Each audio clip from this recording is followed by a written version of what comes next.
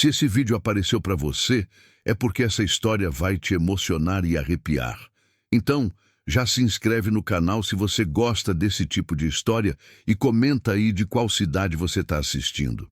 Passei a noite inteira em pé naquela estrada de terra, com meus filhos grudados ao meu corpo, tentando protegê-los do frio e do mundo ao mesmo tempo.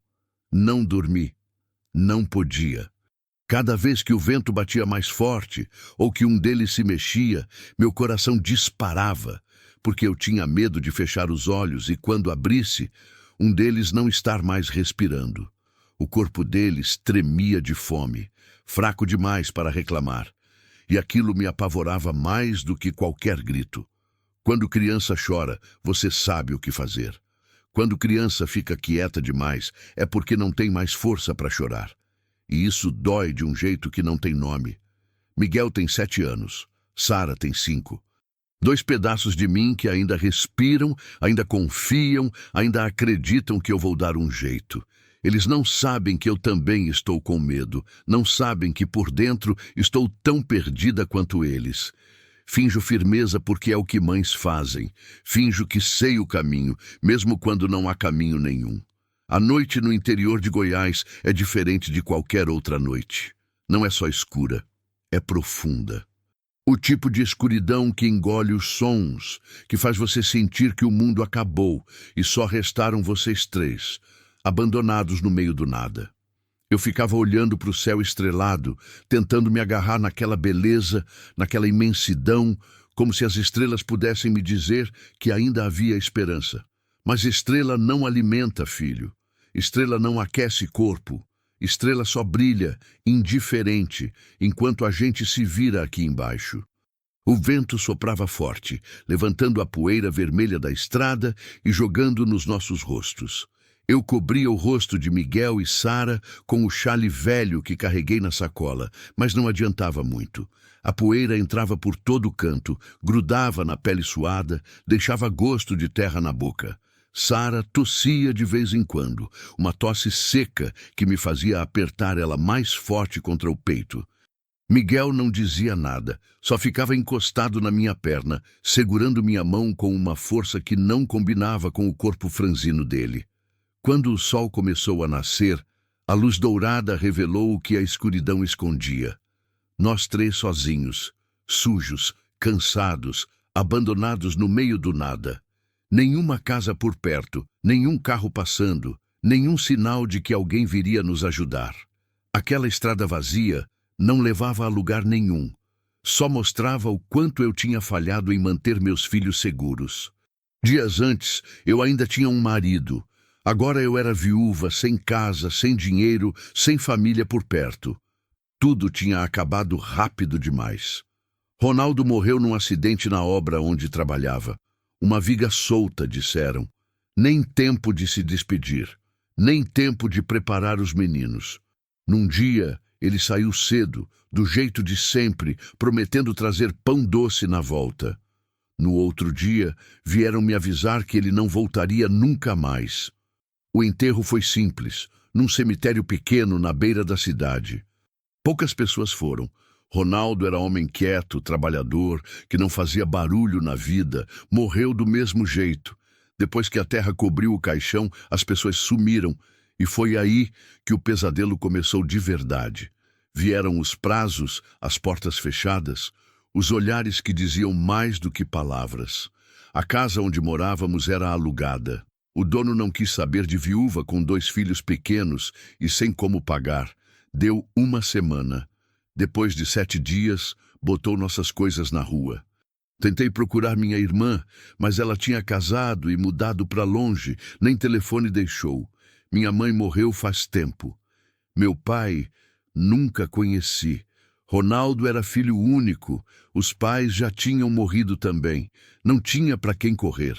Saímos de casa com o que cabia em 3 sacolas plásticas e caminhamos sem destino, até o corpo não aguentar mais.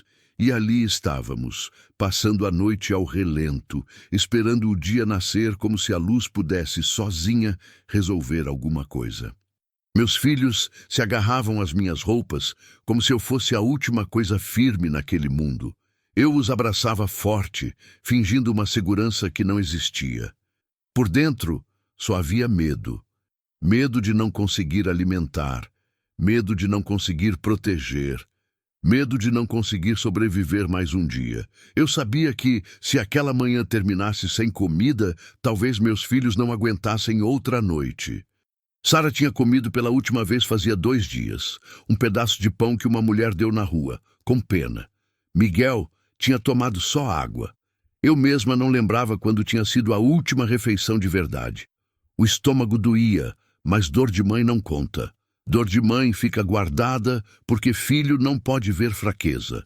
O amanhecer foi bonito demais para uma situação tão feia. O céu claro, o silêncio do campo, o canto distante de pássaros, tudo parecia zombar da nossa miséria.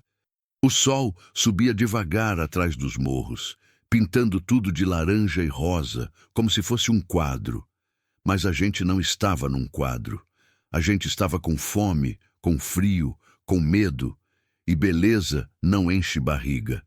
Dividi o que restava de força comigo mesma e saí andando, deixando meus filhos encostados um no outro debaixo de uma árvore seca na beira da estrada.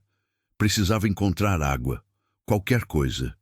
Miguel me olhou com aqueles olhos fundos, cheios de confiança que eu não merecia. Mãe vai voltar logo, meu filho. Fica cuidando da Sara. Ele acenou que sim, sério demais para a idade dele. Sara nem abriu os olhos, só se encolheu mais perto do irmão. Caminhei uns 50 metros pela estrada, os pés doendo dentro das sandálias velhas, a garganta seca. O sol já começava a esquentar, e eu sabia que em poucas horas aquele calor ia ser insuportável.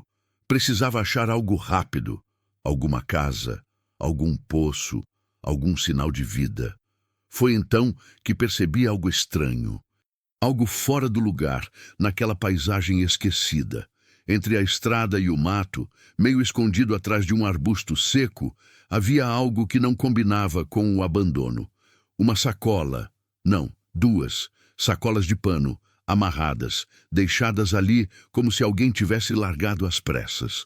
Meu coração começou a bater tão forte que pensei que fosse desmaiar. Olhei ao redor, esperando ver alguém, mas só havia silêncio.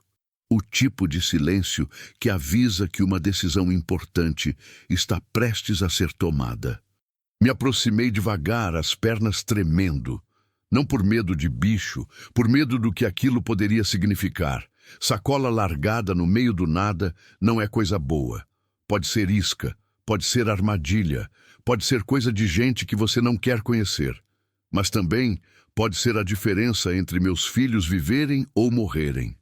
Abaixei perto das sacolas, o coração martelando no peito. Abri a primeira com cuidado.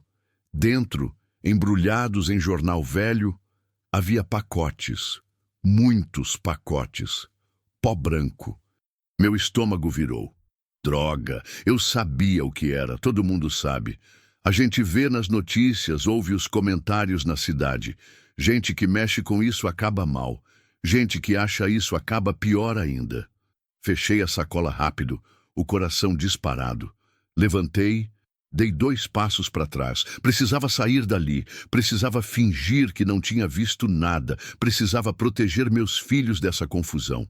Mas então, olhei para trás, para o lugar onde deixei Miguel e Sara debaixo da árvore. Vi os 2 corpos pequenos, encolhidos, fracos. Vi a realidade. Se eu voltasse de mãos vazias, não teria outra chance. Olhei de novo para as sacolas. Minha cabeça começou a trabalhar de um jeito que me assustou. Aquilo ali valia dinheiro, muito dinheiro. O suficiente para comprar comida, para conseguir passagem para algum lugar, para recomeçar longe dali. Se eu vendesse só um pedaço, só o suficiente para sobreviver uns dias, ninguém ia saber. Ninguém ia me achar. Mas logo em seguida veio o outro pensamento, o pensamento certo. E se alguém estivesse procurando? E se fosse coisa de gente perigosa? E se eu colocasse meus filhos em risco ainda maior? Naquele instante, antes mesmo de tocar naquilo de novo, eu já sabia. Se eu seguisse em frente, cruzaria uma linha da qual não teria volta. Eu sentia o peso da escolha antes de entender exatamente o que fazer. De um lado, o certo, a moral, o medo das consequências. Do outro, meus filhos fracos demais para esperar que a vida resolvesse sozinha. Fiquei ali parada, o sol queimando minha nuca, o suor escorrendo pelas costas. Não sei quanto tempo passou. Pode ter sido 1 minuto, pode ter sido 10. Mas naquele silêncio, naquela solidão completa, algo quebrou dentro de mim. Peguei uma das sacolas. Não peguei as duas. Deixei uma escondida, como se isso fizesse diferença, como se pegar só metade fosse menos errado. Abri a que peguei e tirei 3 pacotes pequenos. Escondi no fundo da minha própria sacola, embaixo das roupas sujas. Depois, recoloquei a sacola de pano no lugar, tentando deixar tudo como estava. Minha mão tremia tanto que quase deixei cair tudo. O medo estava tão grande que mal conseguia respirar. Mas era medo misturado com outra coisa. Uma coisa que me envergonhava, mas que também me dava força. A certeza de que eu ia fazer qualquer coisa pelos meus filhos. Qualquer coisa. Enquanto caminhava de volta para a árvore onde deixei Miguel e Sara, senti algo quebrar dentro de mim. Não era coragem. Era desespero. Era o instinto de mãe falando mais alto do que qualquer regra. Naquele amanhecer, eu fiz uma escolha que nenhuma mãe deveria ser obrigada a fazer. Uma escolha que nos daria comida, força e mais alguns dias de vida, mas que também nos colocaria em perigo. Cheguei perto deles e forcei um sorriso. Vamos, meus amores, vamos andar mais um pouco. A mãe vai dar um jeito. Miguel me olhou com aqueles olhos confiantes e meu peito doeu. Sara segurou minha mão, fraca, mas ainda agarrada a mim. Levantamos e seguimos pela estrada, o sol subindo mais alto, o calor aumentando. Andamos quase 2 horas até chegarmos num vilarejo minúsculo. Umas 10 casas, uma bodega velha, nada mais. Entrei na bodega com os 3 pacotes escondidos e, com a voz mais firme que consegui, ofereci um deles para o dono em troca de comida. O homem era velho, tinha a cara de quem já tinha visto muita coisa na vida. Olhou para mim, para os meus filhos, para o pacote. Não fez pergunta. Só pegou, abriu uma gaveta, tirou dinheiro e me deu. Esse dinheiro dá para vocês comerem e dormirem em algum lugar. Mas não volta aqui e não conta para ninguém. Peguei o dinheiro, agradeci baixo e saí. Comprei pão, leite, banana, arroz, feijão. Vi meus filhos comerem como se nunca tivessem visto comida na vida. Vi o rostinho de Sara voltando a ter cor. Vi Miguel sorrindo entre uma garfada e outra. E naquele momento, vendo eles vivos, vendo eles com força de novo, eu não me arrependi. Mas quando a noite caiu e consegui alugar um quartinho numa pensão simples, deitei com eles na cama estreita e não consegui dormir. Porque eu sabia que aquilo que nos salvou naquela manhã também tinha nos colocado na mira de alguém. Alguém que não ia simplesmente esquecer. Naquela estrada de terra, com o sol subindo devagar atrás de nós, eu ainda não entendia tudo. Mas uma coisa ficou clara. O amanhecer não tinha sido um milagre. Tinha sido o começo de uma luta muito maior. E a partir dali, eu faria qualquer coisa para manter meus filhos vivos, mesmo sabendo que o preço ainda seria cobrado. Acordei antes do sol nascer, com o corpo dolorido e a cabeça pesada. Não tinha sido um sono de verdade. Tinha sido aquele tipo de descanso onde você fecha os olhos, mas a mente não para nunca. Toda vez que um carro passava na rua, eu me levantava de sobressalto. Toda vez que ouvia passos no corredor da pensão, meu coração disparava. Passava a mão nos meus filhos dormindo ao meu lado, só para ter certeza de que ainda estavam ali, ainda respirando, ainda seguros. Miguel dormia de boca aberta, o bracinho fino jogado sobre a barriga cheia pela primeira vez em dias. Sara estava encolhida no meu peito, a respiração finalmente tranquila. Olhei para eles dois e senti um aperto tão grande que precisei segurar o choro. Eles confiavam em mim, confiavam cegamente, e eu tinha acabado de colocar a vida deles numa corda bamba. A luz fraca da madrugada entrava pela janela pequena do quarto, iluminando as paredes descascadas e o chão de cimento frio. O quarto cheirava a mofo e sabão velho, mas pra gente era palácio. Tinha cama, tinha teto, tinha porta que fechava. Luxo que a gente não via fazia tempo.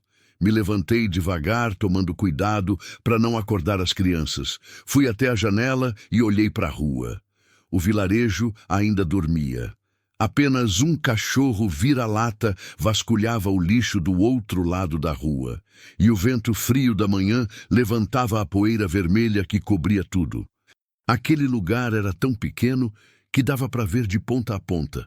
A bodega onde tinha vendido o pacote, a igreja de paredes brancas e descascadas, 3 casas de um lado, 4 do outro, e a pensão onde estávamos.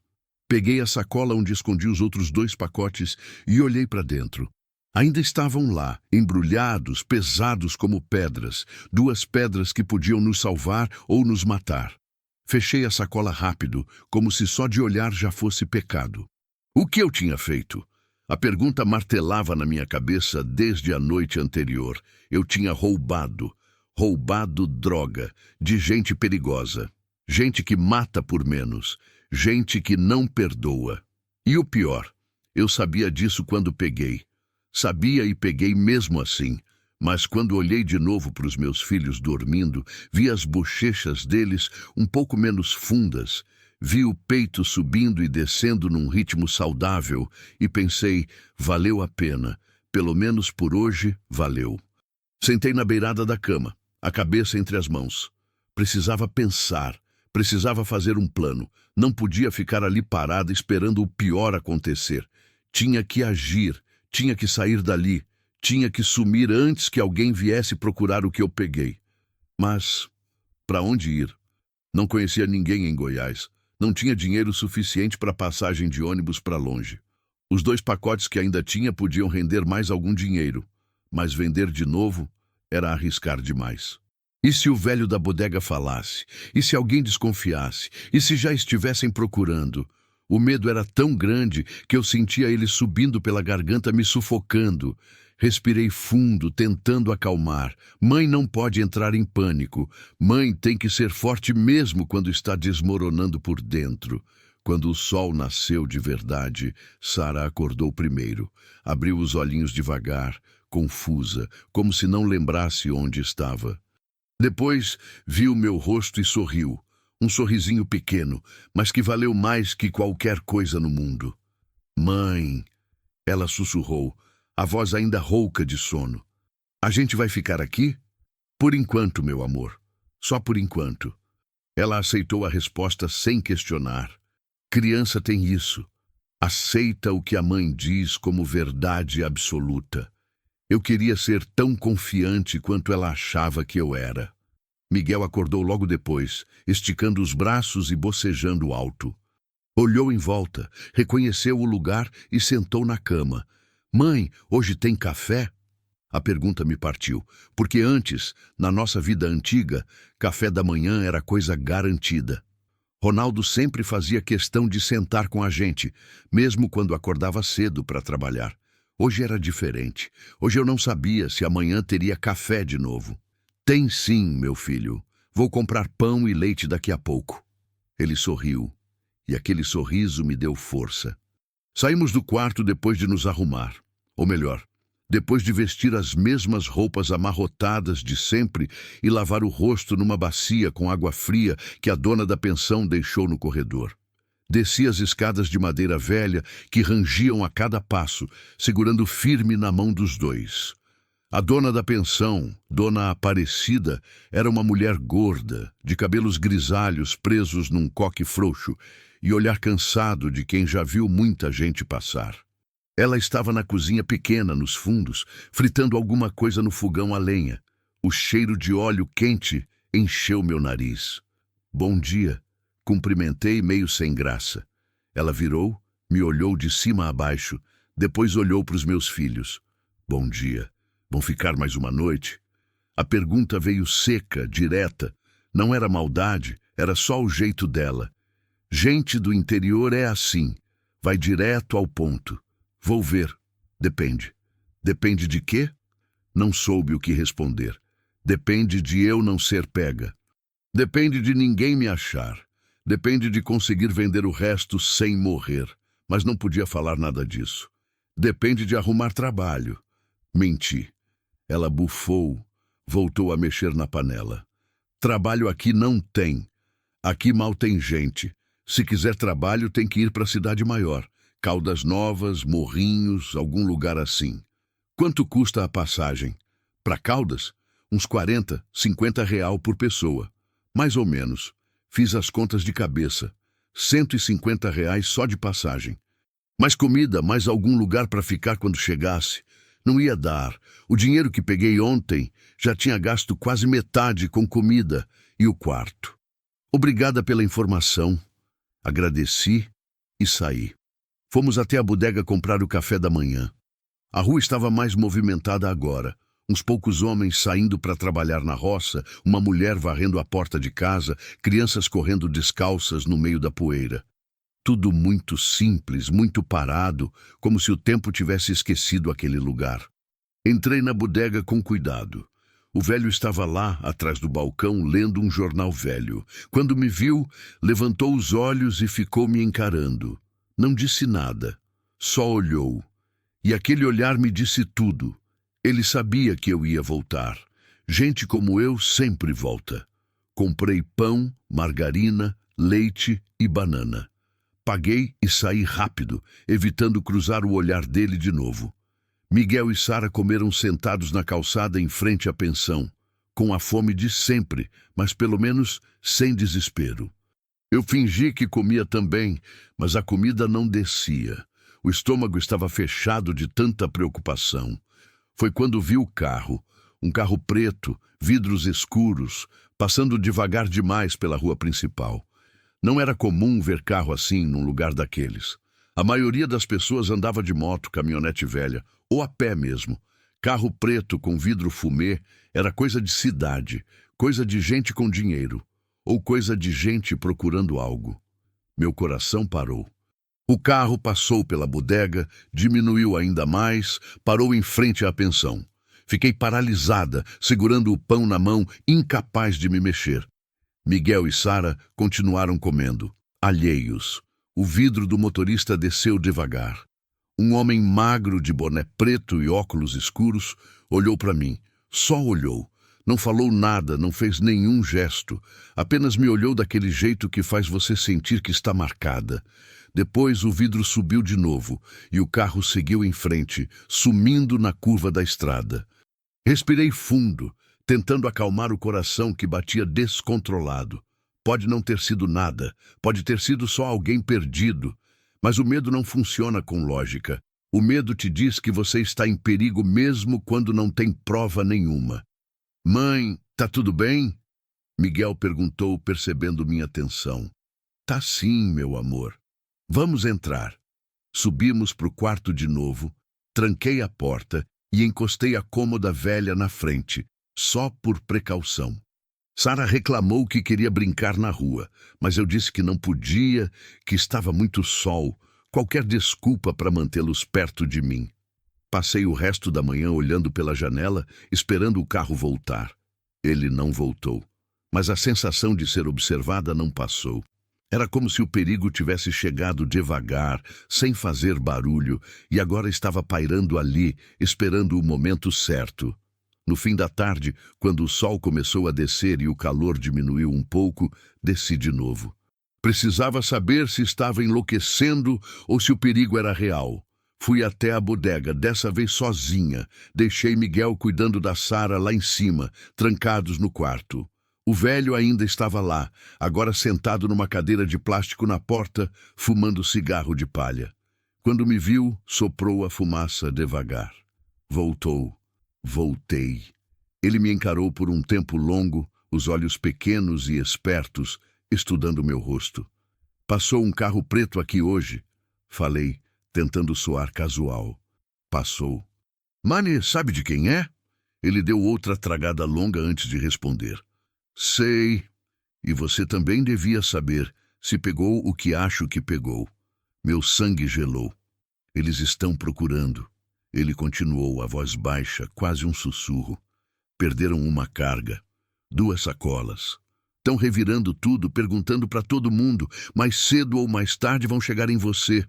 Eu não. Ele levantou a mão, me interrompendo. Não precisa mentir. Não me importa o que você fez, mas se tem cabeça, sai daqui hoje. Pega suas crias e desaparece, porque quando eles descobrirem, não vão perguntar, não vão dar chance, vão cobrar. Fiquei sem palavras. Ele sabia. Desde o começo ele sabia, e mesmo assim tinha comprado. Tinha me ajudado, de um jeito torto, mas tinha. Por que me avisou? Perguntei, a voz tremendo. Ele deu de ombros, jogou o cigarro no chão e pisou em cima. Porque sei o que é ter filho com fome, e sei o que é o desespero. Só não deixa meus netos ficarem órfãos por causa de bobeira sua. Naquele momento entendi. Ele não era dono da bodega à toa. Ele sabia do movimento, conhecia gente perigosa, tinha visto coisa demais na vida e tinha decidido me dar uma chance. Uma única chance. Obrigada. Foi tudo o que consegui dizer. Não me agradeça. Só suma. Voltei para o quarto quase correndo, o coração martelando no peito. Não tinha mais escolha. Precisava sair dali hoje, agora, antes que escurecesse. Peguei nossas poucas coisas, enfiei tudo nas sacolas, segurei a mão dos meus filhos. A gente vai viajar de novo, meus amores. Vai ser rápido. Eles não reclamaram, apenas me seguiram, confiantes, obedientes. Saímos da pensão pela porta dos fundos, evitando a rua principal. A dona Aparecida viu a gente saindo, mas não disse nada. Só balançou a cabeça como quem já esperava. Caminhamos pela estrada de terra que saía do vilarejo, seguindo na direção oposta de onde tínhamos vindo. O sol estava se pondo, tingindo o céu de laranja e roxo, e o vento frio da noite começava a soprar. Miguel segurava minha mão direita. Sara, à esquerda. Nossas sombras eram compridas na estrada vermelha. Não sabia para onde estava indo. Só sabia que precisava colocar distância entre nós e aquele lugar. Entre nós e o carro preto. Entre nós e a morte que vinha atrás. Andamos por quase 2 horas, até as pernas das crianças não aguentarem mais. Paramos debaixo de um pé de pequi velho, perto de uma cerca caída. A noite tinha caído completa agora, e o silêncio do campo era ensurdecedor. Sentei com eles no chão, dividi o resto do pão que tinha sobrado. Eles comeram sem reclamar, cansados demais para falar. Depois se deitaram um de cada lado, usando meu corpo como travesseiro. Olhei para o céu estrelado, as mesmas estrelas de sempre, indiferentes aos nossos problemas. E ali, naquele silêncio imenso do interior de Goiás, eu soube. O rastro que eu tinha deixado era invisível, mas existia. E mais cedo ou mais tarde, alguém ia segui-lo até nós. Não sei que horas eram quando ouvi o barulho. Um motor, distante, mas se aproximando. Meu corpo inteiro ficou tenso e abri os olhos de uma vez, o coração já disparado antes mesmo de entender completamente o que estava acontecendo. Miguel e Sara dormiam profundamente ao meu lado, exaustos da caminhada. A noite estava fria e eu tinha coberto os dois com meu chale e com a única blusa que ainda tinha na sacola. O som do motor ficou mais alto, farol de carro iluminando a estrada de terra. Vinha na nossa direção. Peguei Miguel no colo com um braço e Sara com o outro, tentando não acordá-los de uma vez, mas sendo rápida o suficiente. Saí de perto da estrada, me enfiando no mato baixo atrás do pé de pequi. Galhos secos arranharam meu rosto, meus braços. Sara acordou e ia começar a chorar, mas coloquei a mão na boca dela, suave, mas firme. Shhh, meu amor, fica quietinha, só por um minutinho. Miguel acordou também, confuso, assustado. Olhei nos olhos dele e balancei a cabeça devagar, pedindo silêncio. Ele entendeu. Sempre entendia rápido demais para a idade dele. O carro passou devagar pela estrada. Farol alto, iluminando tudo. Era uma caminhonete branca, velha, com a carroceria cheia de coisas. Não era o carro preto, mas mesmo assim esperei ele sumir completamente na curva antes de sair do esconderijo. Mãe, por que a gente se escondeu? Miguel perguntou, a voz fininha. Porque, porque às vezes é melhor a gente não ser visto, filho. É mais seguro. Ele aceitou a explicação, mas vi no rosto dele que estava começando a entender. Estava começando a perceber que alguma coisa estava errada. Que não estávamos só sem casa. Estávamos fugindo. Não consegui mais dormir depois disso. Fiquei sentada de costas na árvore, olhando a estrada vazia, esperando o amanhecer chegar. Sara e Miguel voltaram a dormir, mas eu não podia. Cada som me deixava alerta. O vento balançando os galhos, o canto de algum bicho noturno, o silêncio profundo demais. Tudo parecia ameaça. Quando o sol começou a clarear o horizonte, levantei com cuidado e olhei ao redor. Precisava tomar uma decisão. Não podia continuar andando a esmo pela estrada. Mais cedo ou mais tarde, alguém ia nos ver, ia fazer perguntas, ou pior, ia nos reconhecer. Foi então que vi do outro lado da cerca caída, no meio de um pasto amarelado e seco, uma construção. Longe talvez 1 quilômetro de distância. Uma casa, pequena, de paredes brancas meio desbotadas, telhado de telha vermelha. Parecia velha, mas parecia habitada. Tinha roupas no varal, uma horta cercada com arame na lateral, um cachorro deitado na varanda. Meu primeiro instinto foi evitar. Gente significava perigo. Gente significava perguntas. Mas, ao mesmo tempo, gente podia significar água, comida, talvez até trabalho, alguma coisa que me desse tempo de pensar, de planejar o próximo passo. Olhei para os meus filhos, ainda dormindo no chão duro. Olhei para as sacolas, para o pouco que restava de comida e dinheiro. Olhei de novo para a casa distante. Não tinha escolha. Acordei Miguel e Sara com cuidado. Dei o último pedaço de pão para eles dividirem e seguimos pela cerca, atravessando o pasto na direção da casa. O sol já estava subindo forte e o calor começava a apertar. A terra era seca, rachada, vermelha como sangue pisado. Nossos pés levantavam nuvens de poeira a cada passo. À medida que nos aproximávamos, consegui ver melhor. A casa era simples, mas bem cuidada. Tinha flores plantadas em latas velhas perto da porta. O cachorro na varanda levantou a cabeça quando nos viu, mas não latiu. Só ficou observando, a língua para fora, como se estivesse acostumado com gente aparecendo do nada. Parei a uns 20 metros de distância, segurando firme nas mãos dos meus filhos.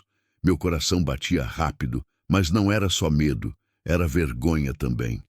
Vergonha de estar pedindo, de estar naquela situação, de precisar da bondade de estranhos para sobreviver. A porta da frente se abriu e uma mulher apareceu. Era mais velha que eu, talvez 50, 60 anos, difícil dizer.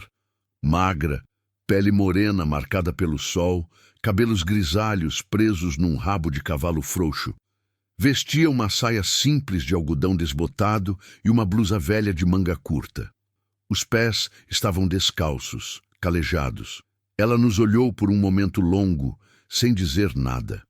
Eu queria falar, queria explicar, mas as palavras não saíam. Só ficamos ali parados, os três sujos, cansados, claramente perdidos. Foi ela quem quebrou o silêncio. Bom dia. A voz era baixa, rouca, como se não fosse muito usada. Bom dia, senhora. Consegui responder, a voz tremendo um pouco. Ela desceu os 2 degraus da varanda devagar, ainda nos observando. O cachorro a seguiu, mas continuou quieto. Estão perdidos? Mais ou menos. A gente tá viajando, procurando trabalho. Mentira. Mentira ruim, mal contada. Qualquer um via que não era só isso. Mas ela não contestou. Só continuou me olhando com aqueles olhos escuros que pareciam ver mais do que eu queria mostrar. De onde vocês são? De longe. Interior de Minas. Outra mentira. Mas dessa vez ela deixou passar também. Estão com fome? A pergunta veio simples, direta, sem julgamento. E foi aí que minha garganta apertou e os olhos encheram de lágrima. Porque fazia tanto tempo que ninguém me perguntava isso com gentileza. Fazia tanto tempo que ninguém via a gente como gente. Estamos sim, senhora. Ela acenou com a cabeça. Venham! Não esperei ela repetir. Seguimos atrás dela até a varanda. Ela pediu para a gente sentar nos degraus, enquanto ia buscar algo dentro. Miguel e Sara sentaram grudados em mim, quietos, olhando tudo com aqueles olhos arregalados de criança que não entende o que está acontecendo, mas confia na mãe. A mulher voltou alguns minutos depois com uma panela de barro e 3 pratos velhos. Serviu arroz, feijão e um pedaço de carne de sol para cada um. Comida simples, mas que pra gente era banquete. Comam devagar, ela disse, e se sentou no último degrau, nos observando. Miguel e Sara atacaram a comida como se fosse a última refeição da vida. Eu tentei comer devagar como ela mandou, mas era difícil. O estômago doía de vazio, e cada garfada parecia a coisa mais gostosa que já tinha comido na vida. Ela não fez mais perguntas enquanto comíamos. Só ficou ali, quieta, olhando para a estrada de terra que levava até a casa, como se estivesse esperando alguém que nunca chegava. Quando terminamos, recolheu os pratos e voltou para dentro. Fiquei ali sentada, sem saber se devia ir embora, se devia agradecer, se devia oferecer alguma coisa em troca. Sara tinha encostado a cabeça no meu ombro e já estava cochilando de novo, a barriga finalmente cheia. A mulher voltou com um copo de água fresca para cada um. Bebam, o sol tá forte hoje. Obedeci. A água era limpa, gelada, vinda de um poço fundo, melhor que qualquer água que eu tinha tomado nos últimos dias. Obrigada, senhora. A senhora nos salvou. Ela me olhou de um jeito estranho. Não era pena, não era curiosidade, era outra coisa. Reconhecimento, talvez. Como se estivesse vendo nela mesma há muitos anos. Como é seu nome? Ela perguntou. Hesitei. Nome verdadeiro era perigoso. Mas mentir para quem acabou de te alimentar parecia errado demais. Joana, Joana, ela repetiu, como se estivesse testando o nome na boca. Eu sou Dalva. Muito prazer, dona Dalva. Ela acenou com a cabeça. Silêncio longo de novo. Depois, você está fugindo. Não foi uma pergunta, foi uma constatação. Meu corpo inteiro ficou tenso. Eu não precisa mentir. Eu conheço o olho de quem está fugindo. Ela suspirou. Olhou para as próprias mãos calejadas. Já tive esse mesmo olho um dia. Não soube o que dizer, ela continuou. Não vou perguntar do quê.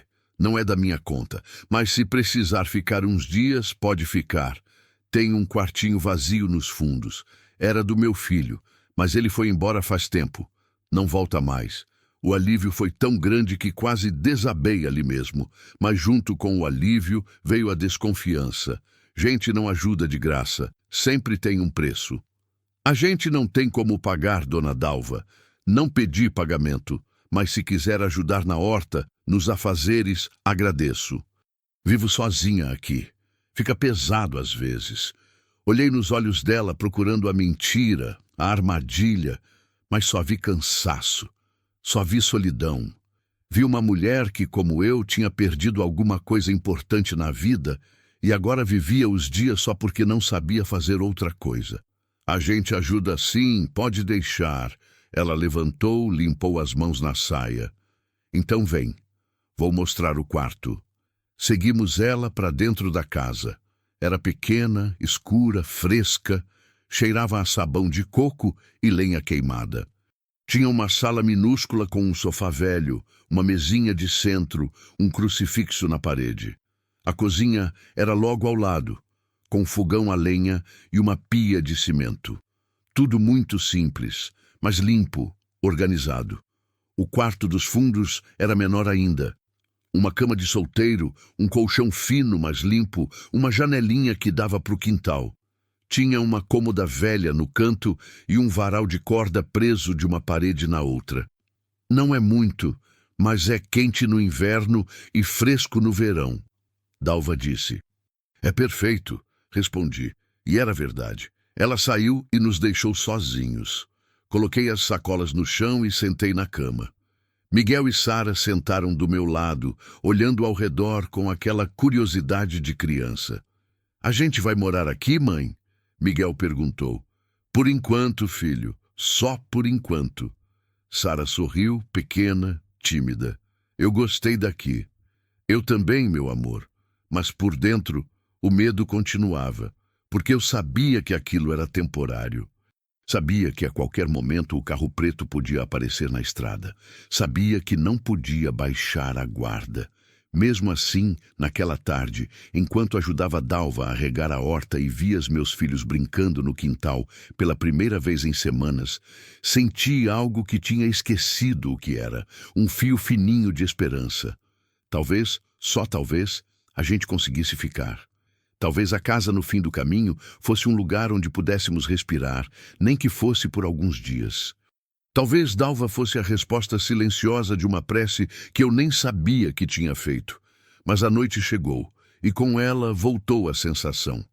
A sensação de ser caçada, de que o tempo estava contado, de que o passado não esquece, não perdoa, e que mais cedo ou mais tarde ele viria cobrar. Os primeiros dias na casa de Dalva passaram como um sonho estranho. Bom demais para ser real, mas real o suficiente para doer quando eu lembrava que não ia durar. Acordava cedo, antes do sol nascer, e ajudava ela nos afazeres. Pegava água do poço, varria o terreiro, cuidava da horta. Dalva não falava muito. Era mulher de silêncios longos, de gestos econômicos, de olhares que diziam mais que palavras. Mas, nos poucos momentos em que abria a boca, suas palavras vinham carregadas de uma sabedoria doída, do tipo que só quem sofreu muito consegue ter.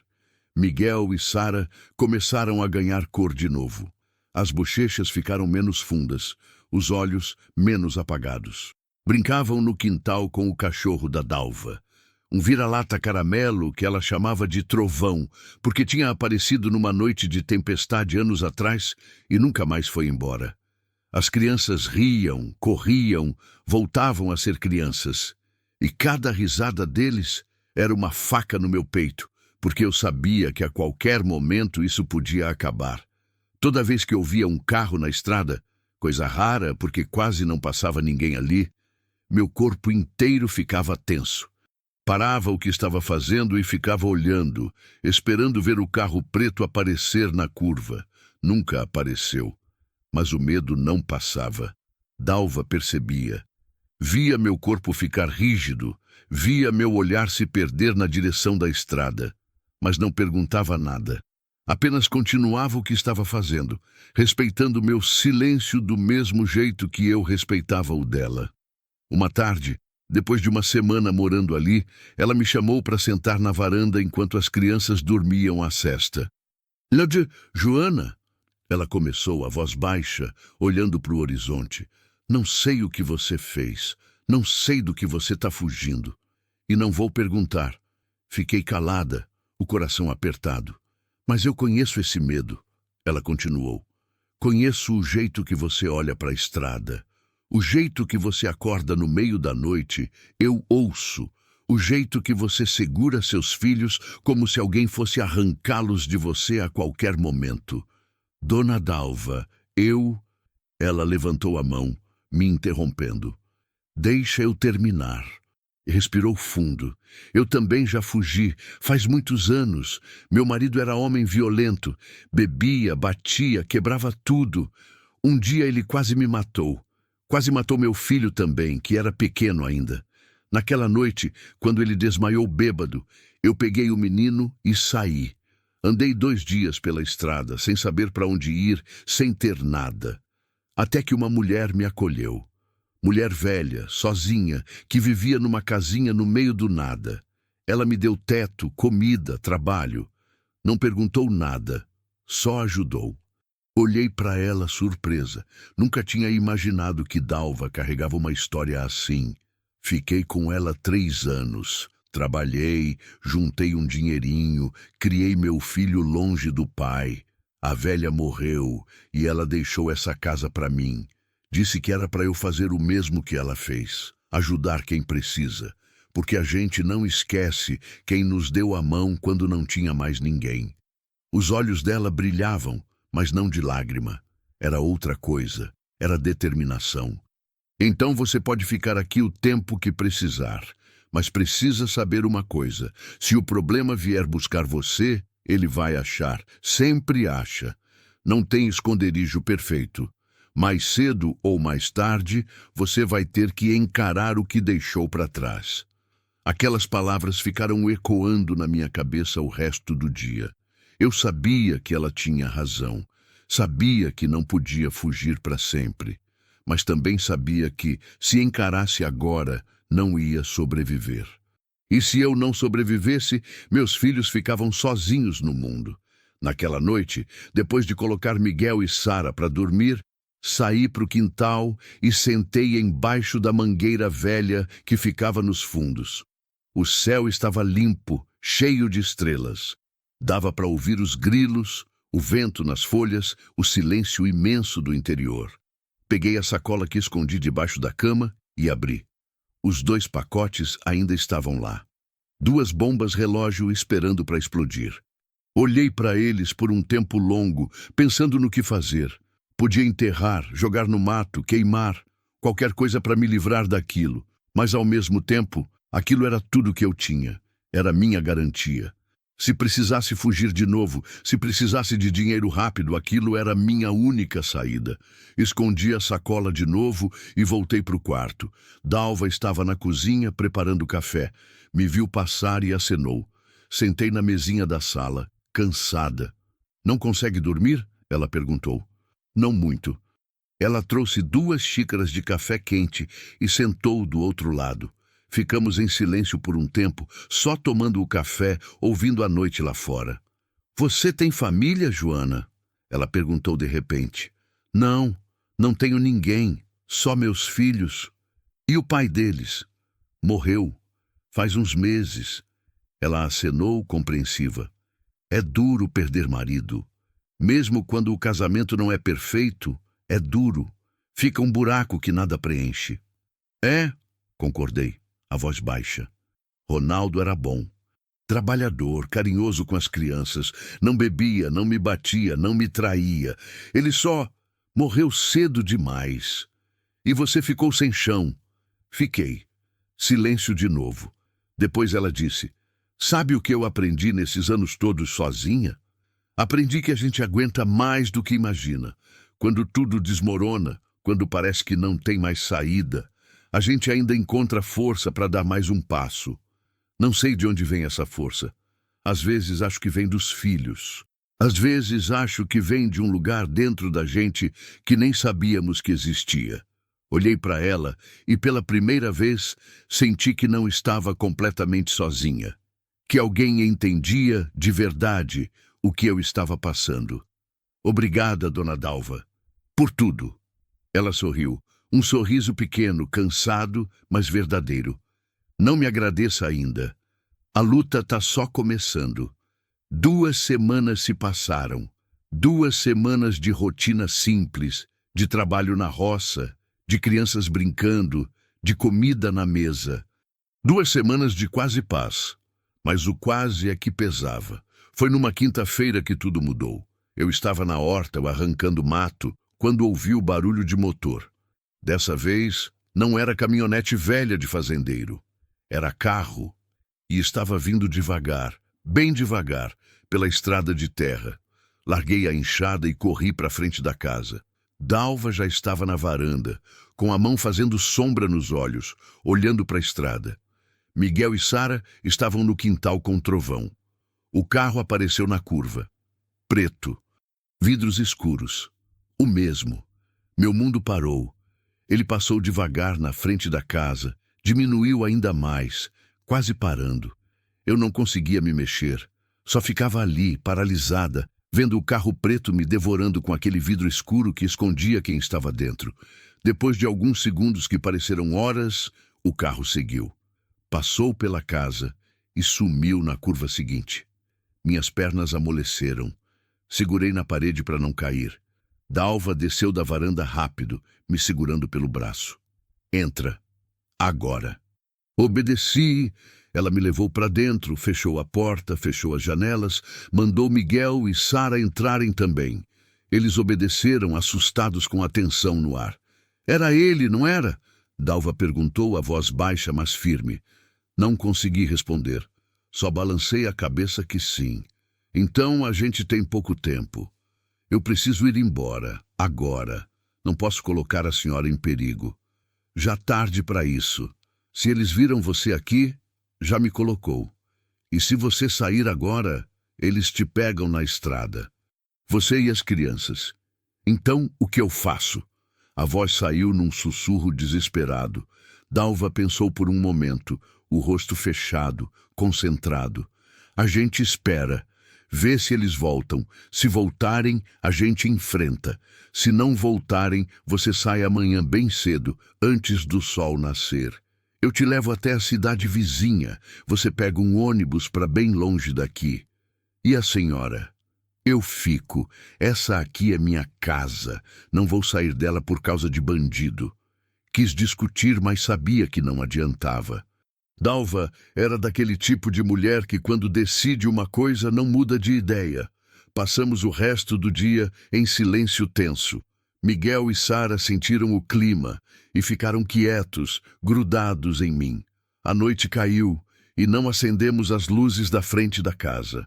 Ficamos na cozinha, às escuras, só com uma vela acesa. Por volta das 10 da noite, ouvimos de novo. Motor, mas dessa vez mais de um. 2 carros, talvez 3. Meu sangue gelou. Dalva se levantou, foi até a janela da frente, olhou por uma fresta na cortina. São 2 carros. Pararam na estrada. Tem gente saindo. Meu coração batia tão forte que doía. Segurei meus filhos contra o peito, tremendo. O que eles estão fazendo? Sussurrei. Conversando, apontando para cá. Silêncio longo. Depois, estão voltando para os carros. Estão indo embora. Esperei ela se afastar da janela antes de respirar de novo. Por que não vieram aqui? Perguntei. Porque ainda não tem certeza. Estão procurando, tateando, mas quando tiverem certeza vão voltar. E aí não vai ter conversa. Naquela noite não dormi nada. Fiquei sentada na cama, com Miguel e Sara dormindo nos meus braços, olhando para a janela, esperando a qualquer momento ver faróis iluminando o quarto, ouvir batida na porta, gritos, violência. Mas a noite passou em silêncio. Quando o sol começou a clarear, Dalva entrou no quarto. Pega suas coisas, a gente sai agora. Não questionei. Peguei as sacolas, acordei as crianças, saímos pelos fundos. Dalva tinha uma moto velha guardada num galpão de madeira atrás da casa. Ela ligou o motor. Um ronco baixo, cansado, me fez sentar na garupa com Sara no colo e Miguel apertado entre nós duas. Segura firme, e saímos, não pela estrada principal, mas por uma trilha estreita que cortava pelo meio do pasto, passava por dentro de uma mata fechada, saía numa estrada de chão batido, quilômetros adiante. O vento batia no rosto, o sol nascia atrás de nós e eu não olhei para trás. Não quis ver a casa sumindo na distância. Não quis pensar no que Dalva ia enfrentar quando eles voltassem. Ela tinha me dado raízes frágeis, temporárias, mas que tinham segurado a gente por tempo suficiente para respirar.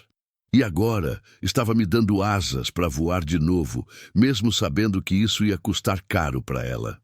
Enquanto a moto cortava a estrada vazia, com meus filhos apertados contra mim e o medo ainda agarrado na garganta, entendi uma coisa: bondade verdadeira dói.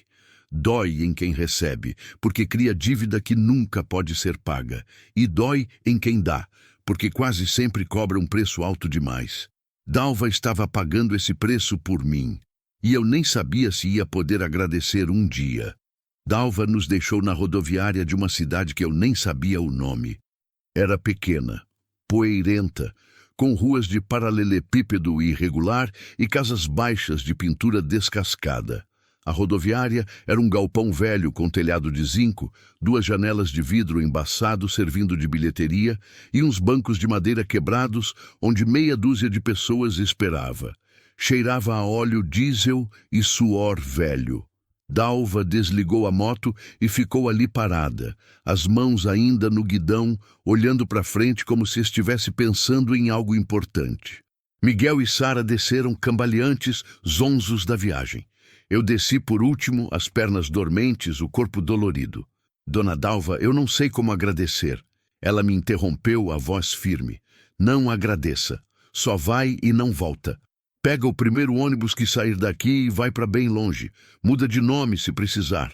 Recomeça do zero, mas não olha para trás. E a senhora? Eu sei me virar. Não é a primeira vez que lido com gente ruim. Ela enfiou a mão no bolso da calça surrada e tirou um maço de notas amassadas. Estendeu para mim. Toma. É pouco, mas dá para passagem e mais uns dias de comida. Olhei para o dinheiro, a garganta apertada. Não posso aceitar, a senhora já fez demais. Pega logo, menina, não tenho tempo para discutir. Peguei o dinheiro com mão tremendo. Devia ter uns R$ 200. Para ela, provavelmente era tudo que tinha. Eu vou devolver um dia, dona Dalva. Juro que vou. Ela sorriu. Aquele sorrisinho pequeno e triste que já tinha visto antes. Não precisa devolver para mim. Quando puder, ajuda outra pessoa que estiver na mesma situação que você está hoje. Assim, a corrente não quebra. Abracei ela forte, tentando não chorar na frente das crianças. Ela me abraçou de volta, rapidamente depois se afastou. Vai logo. O ônibus das 7 sai daqui a 15 minutos. Acenou para Miguel e Sara, montou na moto e saiu sem olhar para trás. O ronco do motor foi sumindo na distância até virar silêncio. Fiquei ali parada por alguns segundos, segurando firme nas mãos dos meus filhos, sentindo o peso da despedida. Depois, respirei fundo e entrei na rodoviária. A mulher na bilheteria era gorda, de óculos grossos, expressão entediada. Mastigava chiclete com a boca aberta. Bom dia. Tem passagem para onde? Para onde vai o primeiro ônibus que sair? Ela olhou para mim como se eu fosse louca. Depende. Tem um que vai para Goiânia às 7. Outro que vai para Brasília às 8h30. Goiânia era grande, grande demais, cheia de gente, fácil de se perder. Mas também era perto. Brasília era mais longe, capital, outro estado. 3 passagens para Brasília. Inteira? Olhei para os meus filhos. 2 meias, uma inteira. Ela digitou no computador velho, o barulho das teclas ecoando no salão vazio. R$ 120. Entreguei o dinheiro. Ela contou devagar, conferindo nota por nota como se eu fosse dar dinheiro falso. Depois, carimbou as passagens e empurrou pelo guichê. Ônibus sai do box 3, meia hora de atraso hoje. Obrigada. Peguei as passagens e sentei com as crianças num dos bancos. Miguel encostou a cabeça no meu ombro, cansado. Sara mexia nas tranças desfeitas do próprio cabelo, distraída. Mãe, a gente vai morar em Brasília? Miguel perguntou. Não sei, filho. A gente vai ver quando chegar lá. Mas a gente vai ter casa? A pergunta me partiu, porque eu não tinha resposta. Não sabia se ia ter casa, se ia ter comida amanhã, se ia conseguir proteger eles do que vinha atrás. A gente vai dar um jeito, meu amor. A mãe sempre dá um jeito. Ele aceitou a resposta, como sempre. Confiança cega. Confiança que eu não merecia. O ônibus chegou com quase 1 hora de atraso. Velho, sujo, barulhento, entramos e sentamos lá no fundo. O cheiro era de banheiro químico misturado com comida requentada. Alguns passageiros já estavam dentro. Um velho dormindo, 2 mulheres conversando baixo, um homem com cara de cansado olhando pela janela. O ônibus saiu às 9h30, sacudindo em cada buraco da estrada. Miguel e Sara dormiram quase na hora. Eu fiquei acordada, olhando pela janela suja, vendo o interior de Goiás passar devagar. Fazendas, pastos secos, vilarejos esquecidos, estradas de terra vermelha. Dentro da sacola, escondidos no fundo, os 2 pacotes pesavam como pedras. Eu sabia que precisava me livrar deles. Sabia que enquanto estivesse carregando aquilo, estava carregando perigo, mas ao mesmo tempo não conseguia, porque aquilo era tudo que eu tinha, minha única garantia. A viagem durou quase 6 horas. Paramos 2 vezes. Uma para abastecer, outra num ponto de apoio onde tinha banheiro e uma lanchonete. Comprei 2 pães com manteiga e 2 copos de suco para as crianças. Comi só metade de um pão, porque precisava economizar o que restava de dinheiro. Quando o ônibus entrou em Brasília, o sol já estava descendo. A cidade era gigante, cheia de prédios, avenidas largas, movimento, tão diferente do interior que parecia outro país.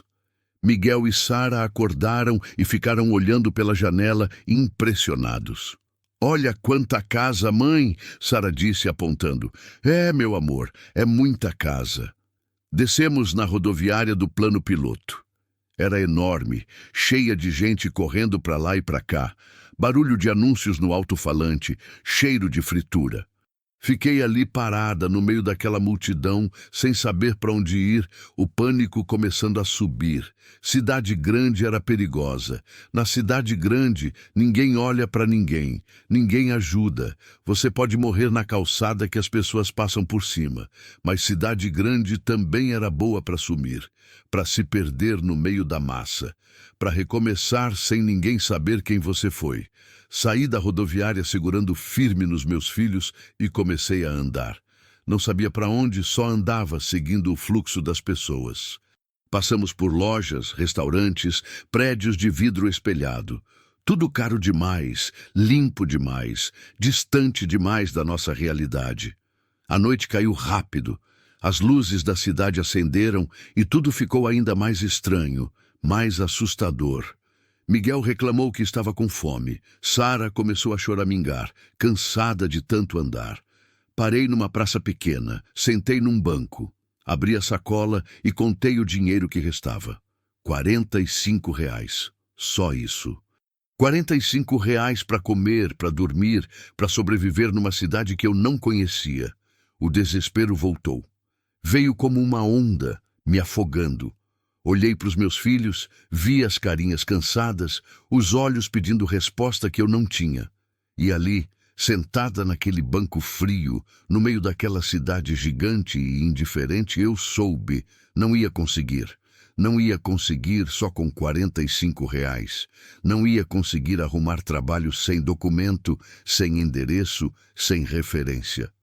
Não ia conseguir alugar nada, comprar nada, ser nada. A única coisa que eu tinha de valor estava escondida no fundo da sacola. Os 2 pacotes. Senti a náusea subir. Senti a vergonha, a culpa, o asco. Mas também senti a fome dos meus filhos, o frio da noite chegando, o desamparo completo. Não tinha escolha. Levantei do banco, peguei as crianças pela mão e comecei a procurar.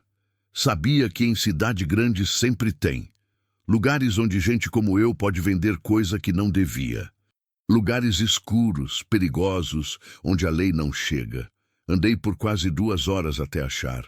Uma rua mais afastada, mal iluminada, cheia de bares sujos e gente estranha na calçada. Um homem magro de boné, encostado numa moto, fumando.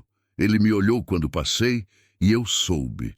Soube pelo jeito que ele olhou, pelo jeito que sorriu de canto. Voltei, me aproximei devagar. Boa noite. Ele me olhou de cima a baixo, depois olhou para as crianças. Boa noite. Tá perdida? Mais ou menos. Tô procurando alguém que possa me ajudar com uma coisa. Ele deu uma tragada longa, jogou o cigarro no chão. Que tipo de coisa? Tenho algo para vender. Algo bom. Ele sorriu. Dentes amarelados, olhar afiado. Entra ali no bar, vou te apresentar alguém. Hesitei, olhei para os meus filhos. Miguel me segurava forte, assustado. Sara estava quase dormindo em pé. As crianças ficam aqui fora. Não demora, não gostei. Não gostei de nada daquilo. Mas não tinha para onde correr. Miguel, fica aqui com a Sara, não sai daqui, a mãe já volta. Mãe, não vai não, ele pediu, a voz tremendo. É rapidinho, meu amor. Juro. Entrei no bar. Era escuro, fedorento, música alta. Meia dúzia de homens bebendo, jogando sinuca, rindo alto. O homem da moto me levou até os fundos, onde tinha uma mesa separada. Um cara gordo, de corrente de ouro no pescoço, barba mal feita, sentado sozinho bebendo cerveja. Chefe, essa aqui diz que tem algo para vender. O gordo me olhou, interessado. Senta. Sentei, as pernas tremendo. O que você tem? Abri a sacola, tirei um dos pacotes, coloquei na mesa. Ele pegou, abriu um pouco, cheirou, provou com a ponta do dedo, depois fechou e me encarou. De onde tirou isso? Achei. Ele riu, risada grossa, debochada. Achou, claro. Olhou para o homem da moto. Ela achou. Os dois riram. Meu coração disparou. Olha, eu não quero problema. Só quero vender e ir embora. O gordo parou de rir, ficou sério. Sabe quanto vale isso aqui? Não. Vale muito. Muito mesmo. Mas tem um problema. Isso aqui tem dono, e pelo jeito você não é o dono. Eu só... Não me interessa a sua história. Ele cortou, a voz fria agora. Vou te fazer uma proposta. Te dou R$ 500 pelo pacote. Você some, esquece tudo e nunca mais volta aqui. Porque se o dono original descobrir que você está vendendo a mercadoria dele, você e suas crias ali fora vão ter um problema muito, mas muito grande. R$ 500. Era muito. Era mais do que eu esperava. Mas também era muito pouco pelo risco que eu tinha corrido, pelo medo que eu tinha passado. E se eu não quiser vender? Ele sorriu, mas não era sorriso amigável. Então você sai daqui sem nada e eu mando meus meninos te seguir e pegar o resto que você tem escondido. Sem pagar nada. Escolhe. Não era escolha, era ameaça. 500, mas pelos 2 pacotes. 1.000, final. Tirei o segundo pacote da sacola e coloquei na mesa. Ele pegou os 2, guardou debaixo da mesa. Tirou uma carteira gorda do bolso, contou R$ 1.000, jogou na minha frente. Agora some, e se eu te ver de novo por aqui, não vai ter conversa. Peguei o dinheiro, enfiei no bolso e saí quase correndo. Miguel e Sara estavam onde eu deixei, abraçados um no outro, tremendo de medo. Peguei os 2 pela mão e saí andando rápido, sem olhar para trás. Só parei 3 quarteirões depois, encostada numa parede, tentando respirar. Tirei o dinheiro do bolso e contei de novo, só para ter certeza que era real. R$ 1.000, não era muito, mas era o suficiente para comer, para dormir, para respirar por algumas semanas enquanto eu pensava no próximo passo. Olhei para os meus filhos e forcei um sorriso. Vamos achar um lugar para dormir. Amanhã a gente vê o resto. Mas quando deitei naquela noite, num quarto alugado por dia, numa pensão barata na periferia de Brasília, não consegui fechar os olhos.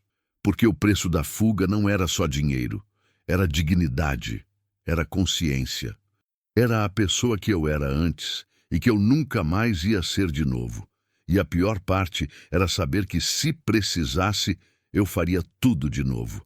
Brasília me engoliu como engole todo mundo que chega sem rumo. Fiquei na pensão por 4 dias.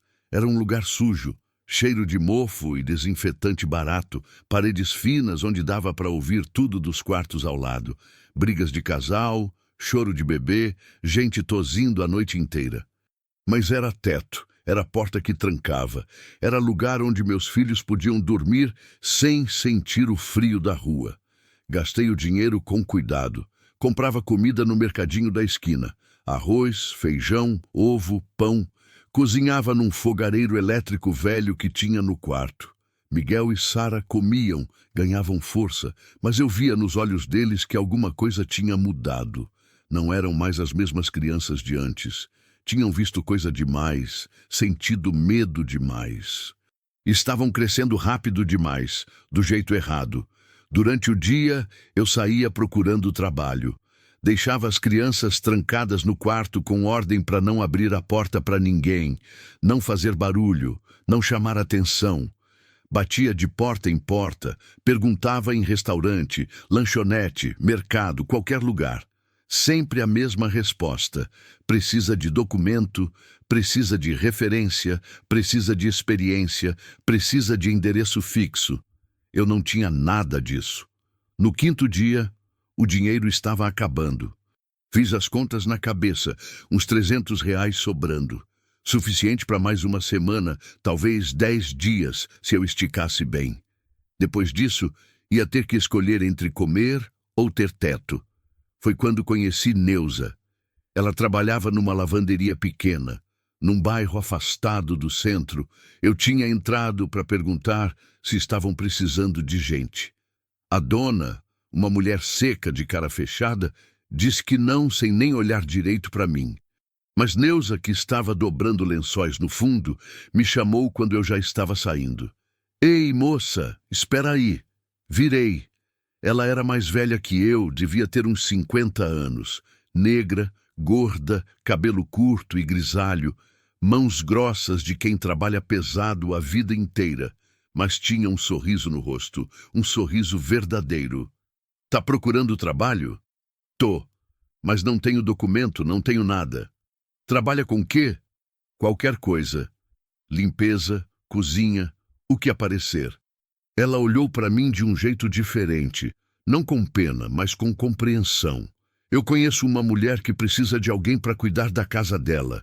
Ela não liga muito para documento, sabe como é. Paga pouco, mas paga. Quer que eu fale com ela?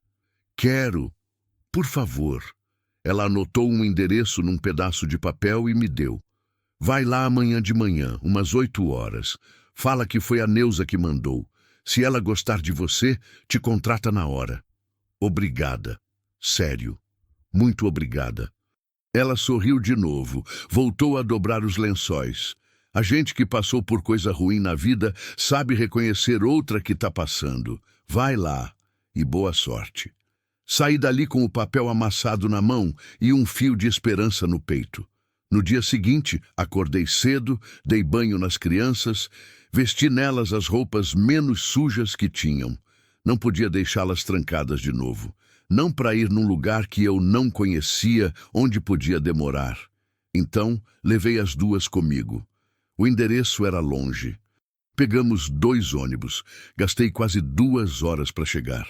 Era um bairro mais afastado ainda, casas simples, mas arrumadas, ruas asfaltadas, bem diferente de onde estávamos ficando. A casa era pequena, pintada de amarelo desbotado, com uma varanda na frente e grades nas janelas. Toquei a campainha, o coração batendo rápido. Uma mulher abriu a porta. Devia ter uns 60 anos, baixinha, magra, cabelo pintado de loiro, óculos grossos. Vestia um conjunto de moletom rosa e chinelos de dedo. Oi. Bom dia, senhora. A Neuza me mandou. Disse que a senhora estava precisando de alguém para ajudar na casa. Ela me olhou de cima a baixo. Depois olhou para as crianças. Esses são seus filhos? São, sim. Quantos anos? 7 e 5. Ela ficou pensando, os lábios franzidos. Entrem. Entramos. A casa era limpa, organizada, cheia de coisas. Bibelôs nas prateleiras, quadros nas paredes, tapetes de crochê em tudo quanto era canto. Cheirava a naftalina e bolo. Senta. Ela apontou para o sofá. Sentamos. Miguel e Sara ficaram quietos, comportados. Como é seu nome? Joana. Joana o quê? Hesitei. Dar sobrenome verdadeiro era perigoso, mas mentir podia ser pior. Joana Silva. Mentira. Meu nome verdadeiro era Joana Ferreira, mas Silva era sobrenome comum, anônimo. Eu sou Dona Marlene, moro sozinha aqui desde que meu marido morreu, faz uns 5 anos. A casa tá ficando pesada para mim. Preciso de alguém para limpar, lavar, passar, cozinhar às vezes. Você sabe fazer essas coisas? Sei sim, senhora. Tem referência? Não tenho não, senhora. Vim de longe, de Minas. Meu marido morreu e eu vim para cá tentar recomeçar. Mas sou boa trabalhadora. A senhora pode confiar. Ela me estudou por um tempo longo. Depois suspirou. Vou te dar uma chance, uma semana de experiência. Se eu gostar do seu trabalho, te efetivo. Pago R$ 400 por mês, mais comida. Trabalha de segunda a sexta, das 8 ao meio-dia. Pode trazer as crianças, mas elas têm que ficar quietas, sem bagunçar minhas coisas. R$ 400. Era pouco, muito pouco, mas era alguma coisa. Era começo. Aceito, dona Marlene. A senhora não vai se arrepender. Veremos. Começa segunda-feira, 8 horas. Saímos dali e voltei para a pensão mais leve. Não era a solução completa, mas era uma porta se abrindo. R$ 400 por mês não dava para pagar aluguel de nada decente, mas dava para comer, dava para ir juntando, dava para sobreviver enquanto eu procurava algo melhor. A semana de experiência passou rápido. Eu trabalhava que nem condenada. Limpava, lavava, passava, cozinhava. Dona Marlene era exigente, reclamava de tudo, mas no fundo era só uma velha sozinha querendo companhia. No fim da semana, ela me efetivou. Você trabalha bem, pode ficar. Respirei aliviada. Com o primeiro pagamento, consegui alugar um quartinho nos fundos da casa de uma senhora chamada Dona Cida, na periferia. Era minúsculo. Mal cabia a cama de casal velha que ela emprestou. Não tinha janela direito, só uma fresta perto do teto, e o banheiro era compartilhado com mais 3 famílias. Mas era nosso. Pela primeira vez em meses, tínhamos um endereço, um lugar para voltar todo dia. Miguel começou a ir na escola pública do bairro. Sara ainda era pequena, ficava comigo. Aos poucos, fomos criando rotina. Levantava cedo, dava café para os dois, levava Miguel na escola, ia trabalhar na casa da dona Marlene com Sara, voltava no fim do dia, pegava Miguel na saída da escola, fazia janta no fogareiro, colocava os dois para dormir. Eram dias cansativos, longos, duros, mas eram dias normais, e depois de tudo que a gente tinha passado, normal era luxo. 2 meses se passaram assim. 2 meses de paz frágil, de medo diminuindo devagar, de começar a acreditar que talvez, só talvez, tivesse dado certo, que tinha conseguido fugir, que estava segura. Até aquela quinta-feira. Eu estava na casa da dona Marlene, passando roupa na lavanderia. Sara brincava no chão com uns potinhos velhos que dona Marlene tinha dado. O rádio tocava baixinho, música sertaneja antiga. Tudo normal, tudo tranquilo. Até que ouvi batida na porta. Não era a campainha.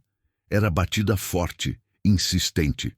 Dona Marlene foi atender resmungando. Ouvi vozes masculinas. Tom sério, grave. Meu corpo inteiro ficou tenso. Larguei o ferro de passar, peguei Sara no colo e fui até a sala devagar, o coração disparado. 2 homens estavam na porta. Um alto, magro, de camisa social e calça jeans. Outro mais baixo, forte, de braços cruzados. Os 2 tinham aquela cara de quem trabalha com coisa que não é certa. A senhora conhece uma mulher chamada Joana? O alto perguntou.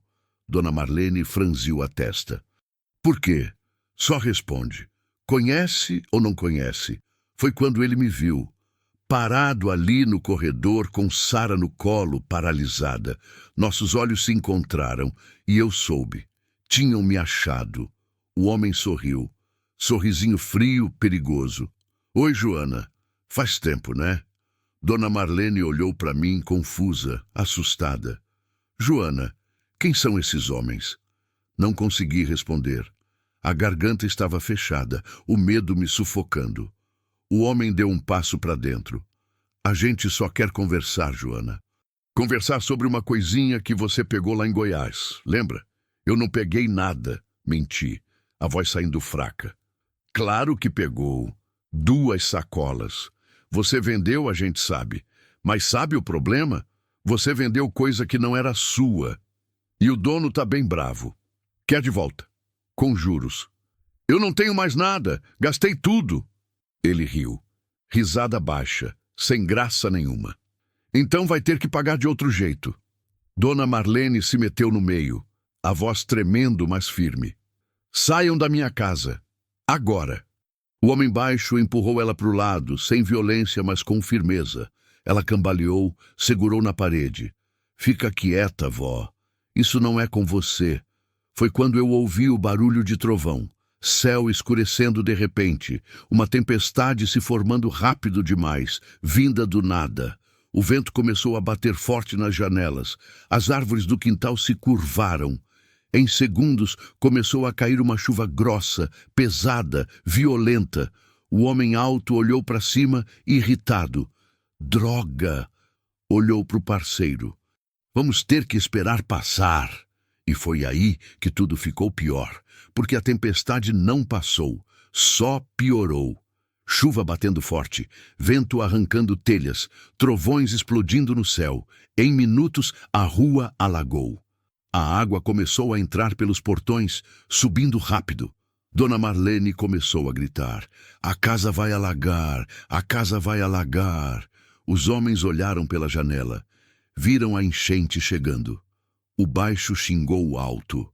Não podemos sair agora. Vamos morrer afogados.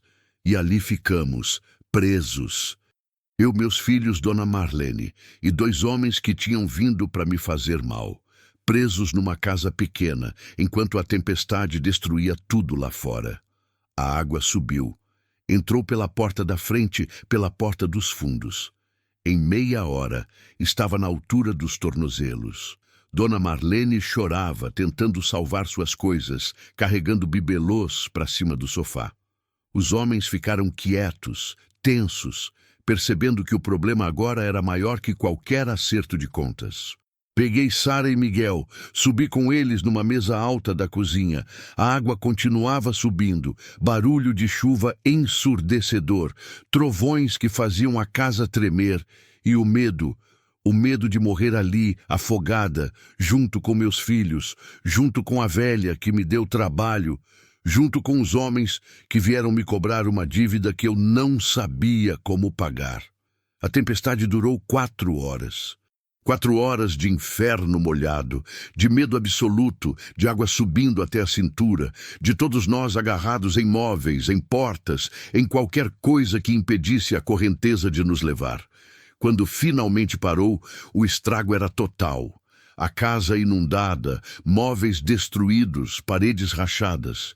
Dona Marlene sentada no chão enlameado, chorando baixinho, abraçada numa foto do marido morto. Os 2 homens estavam encharcados, sujos, cansados. O alto me olhou, mas não tinha mais aquela frieza de antes. Tinha outra coisa, algo parecido com respeito, ou talvez apenas cansaço. Outro dia a gente volta, ele disse a voz rouca, e saíram. Fiquei ali, sentada no chão molhado, com meus filhos nos braços, tremendo. Não de frio, de alívio, de cansaço. De saber que tinha sobrevivido de novo, mas também sabendo que não tinha acabado. A tempestade tinha me dado tempo, mas tempo, eu estava aprendendo, era coisa que sempre acaba. A casa da Dona Marlene nunca mais foi a mesma, nem ela. Passamos 2 dias limpando a lama, tentando salvar o que dava, jogando fora o que a enchente destruiu.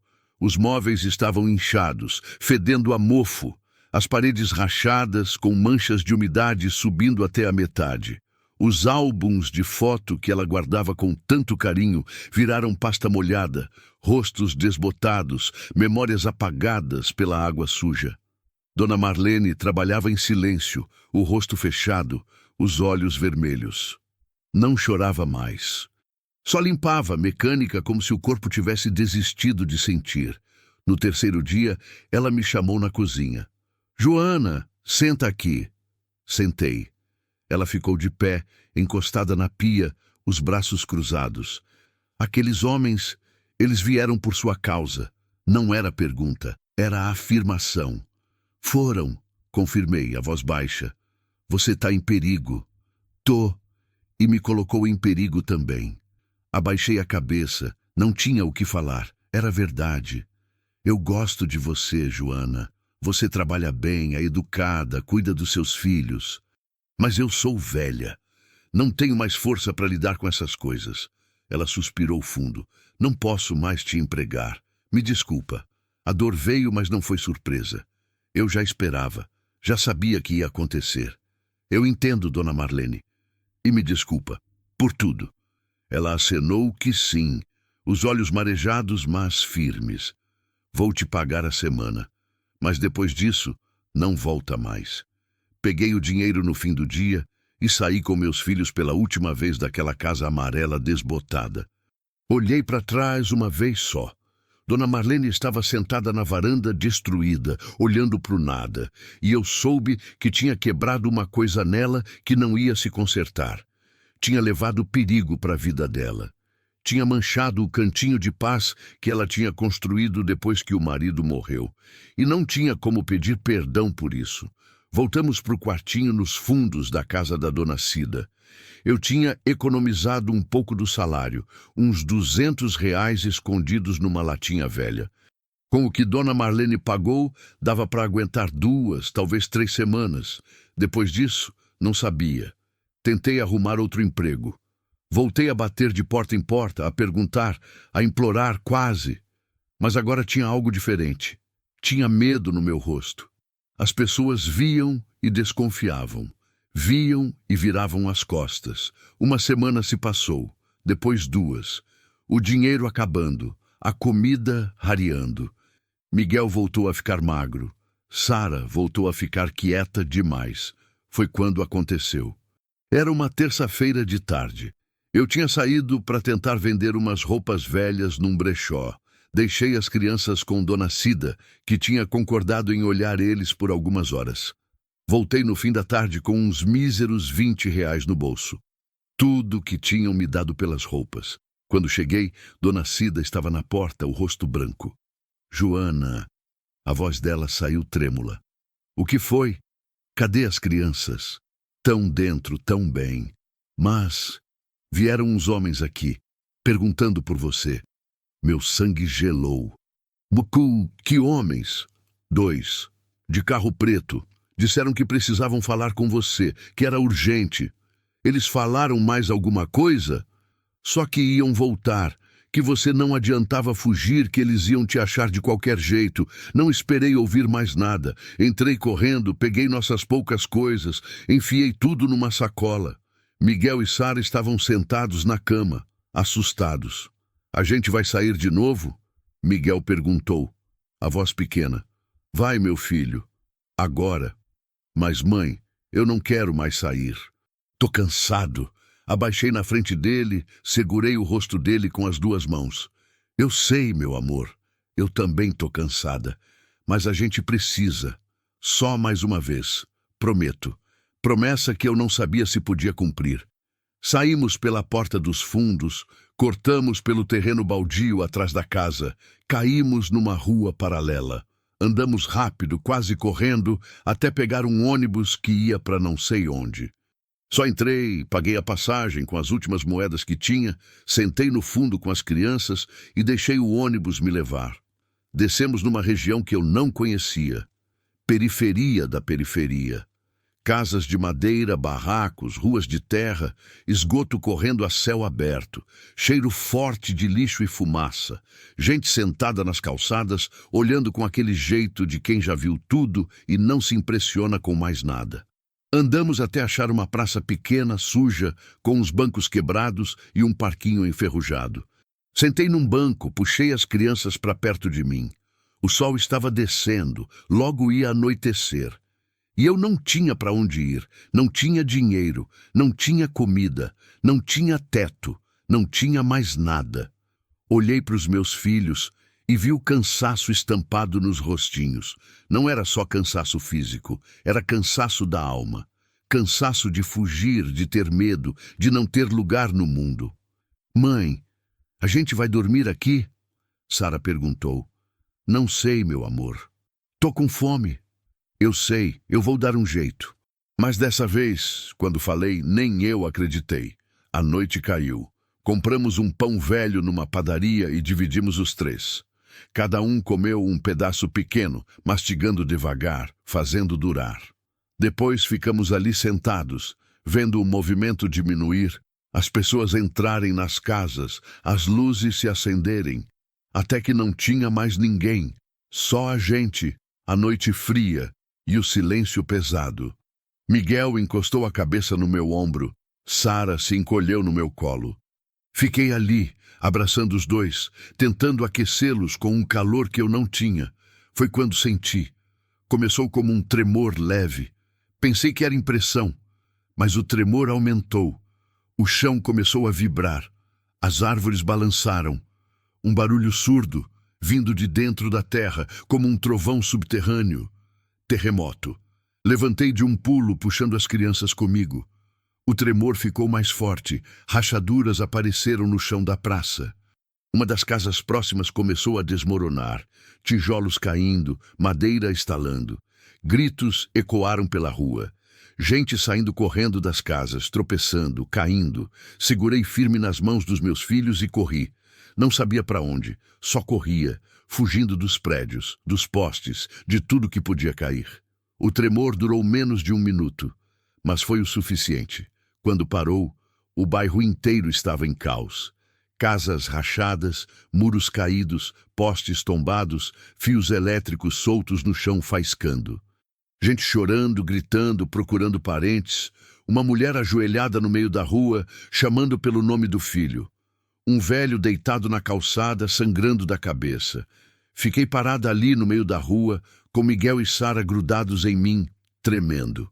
Olhei ao redor e vi a destruição. Vi o sofrimento. Vi gente igual a mim. Gente que não tinha nada e agora tinha ainda menos. E algo quebrou dentro de mim. Não sei explicar direito o que foi, mas foi como se, de repente, o medo tivesse perdido o sentido. Como se depois de tanto fugir, tanto correr, tanto tentar se esconder, eu tivesse percebido que não adiantava, que o mundo ia te pegar de qualquer jeito, que desgraça não escolhe quem merece e quem não merece. Ela só vem. E quando vem, você tem 2 escolhas. Desmorona junto, ou ajuda quem está ao seu lado. Olhei para o velho caído na calçada. Ninguém estava ajudando, todo mundo ocupado demais com os próprios problemas. Soltei as mãos dos meus filhos. Fiquem aqui. Não saiam daqui. Mãe, não vai não?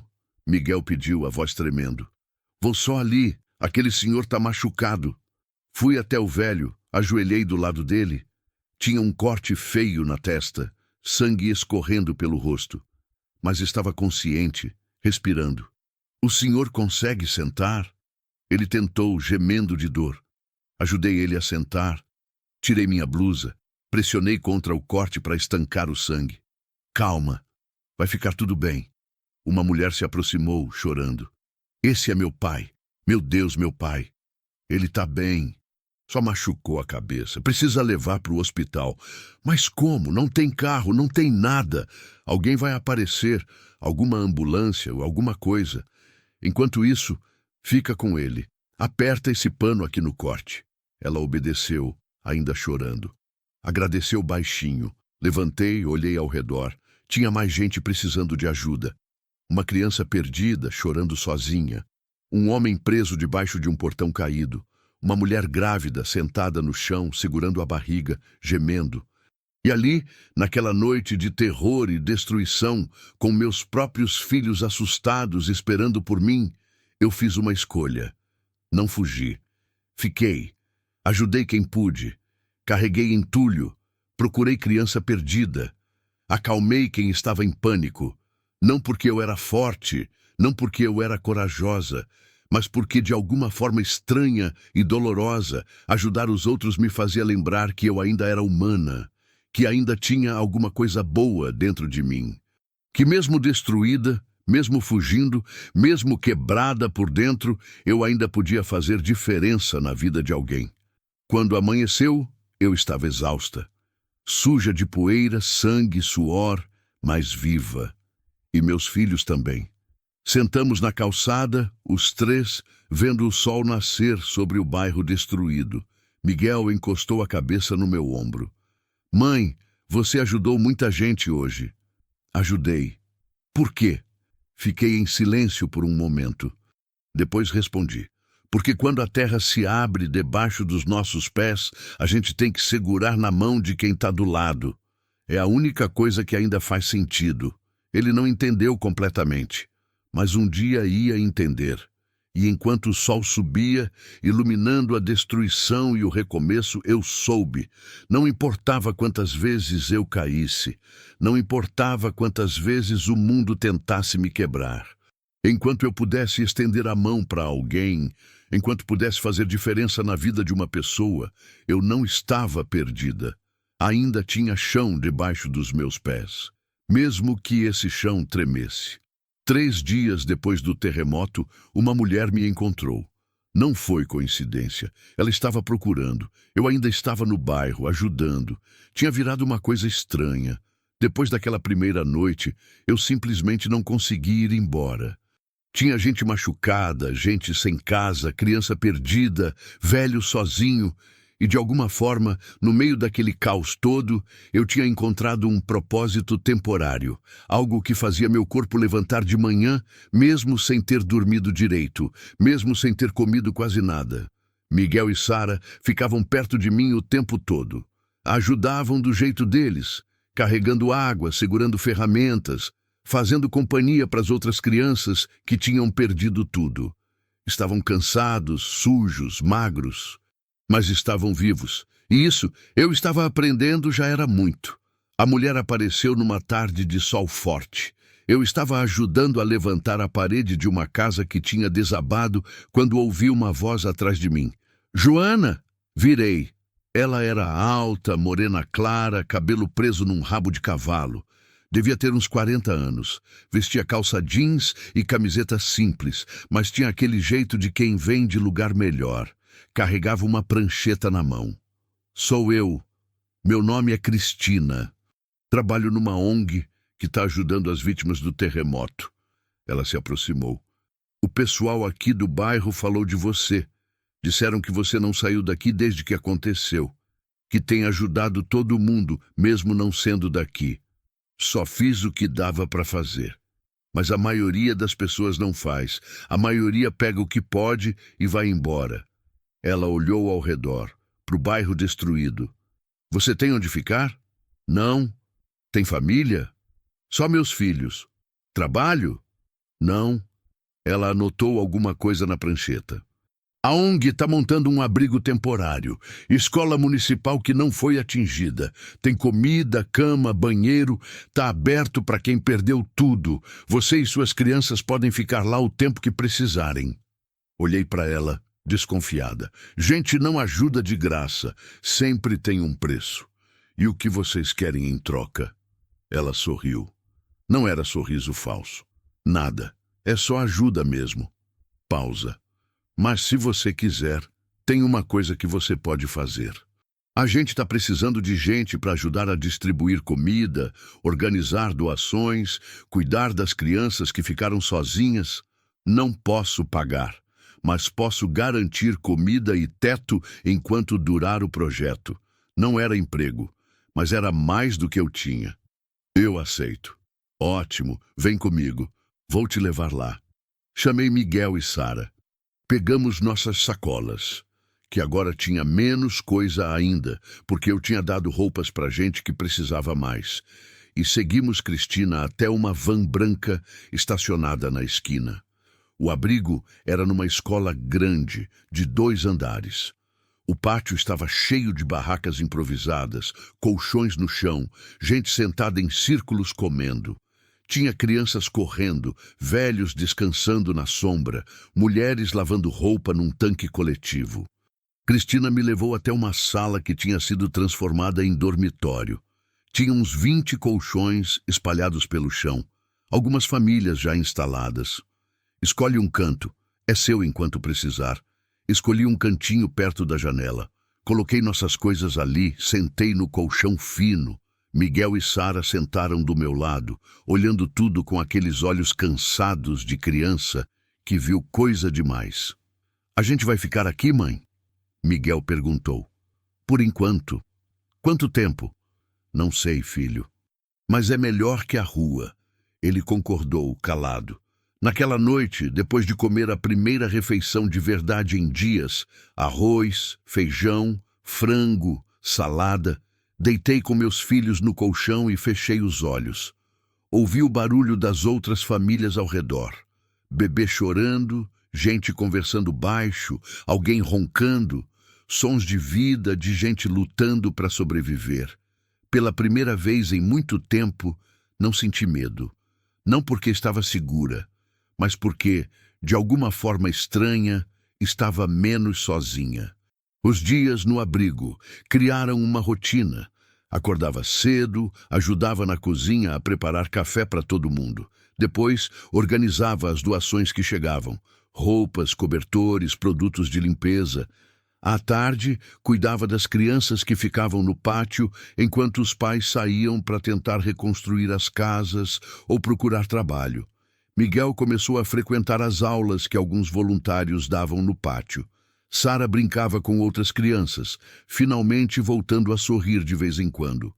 Cristina vinha todo dia, trazia notícias, conversava comigo. Aos poucos, fomos criando uma amizade cautelosa. Ela nunca perguntou de onde eu vim, por que eu estava fugindo, qual era a minha história. Apenas aceitou minha presença e meu trabalho.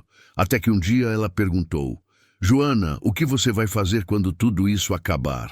Estávamos sentadas na escada da escola, tomando café aguado no fim da tarde. O sol descia atrás dos prédios, pintando tudo de laranja. Não sei, respondi honesta. Você pensa em ficar em Brasília?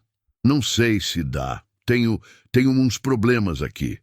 Ela ficou quieta por um momento. Depois disse: problemas que te fazem olhar para a estrada toda vez que passa um carro? Olhei para ela surpresa. Eu vejo, Joana.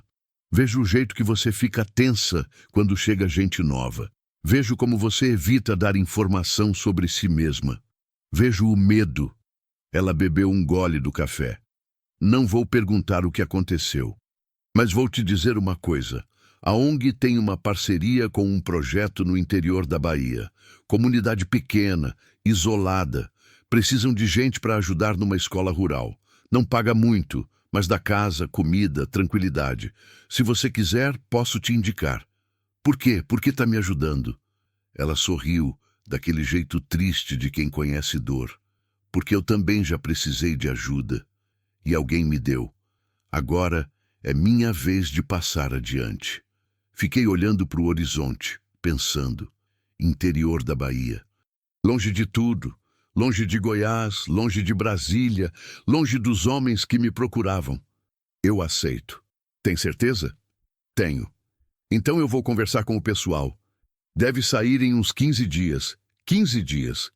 Só isso entre eu e um recomeço de verdade. Foi na 10ª noite que tudo quase desmoronou de novo. Eu estava no pátio, organizando as últimas doações do dia, quando vi um carro preto parar na frente da escola. Meu coração parou.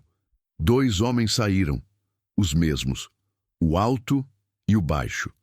Olharam para o pátio cheio de gente procurando, me viram. Larguei as caixas e corri para dentro, para o dormitório. Peguei Miguel e Sara, que já estavam dormindo. Levanta, agora, rápido. Mãe, o que foi? Miguel perguntou, assustado. Não pergunta, só vem. Peguei nossas sacolas, saímos pela porta dos fundos da escola, corremos pelo quintal, pulamos o muro baixo, caímos numa rua escura. Ouvi gritos atrás de mim. Os homens tinham entrado na escola. Estavam procurando. Corri mais rápido, segurando firme nas mãos dos meus filhos. Viramos uma esquina, depois outra, entramos num beco, nos escondemos atrás de umas lixeiras grandes. Ficamos ali, os 3 abraçados, tremendo, tentando não fazer barulho. Ouvi passos, vozes, se aproximando. Ela estava aqui. Alguém viu ela entrar. Procura nos fundos, passos mais perto, mais perto.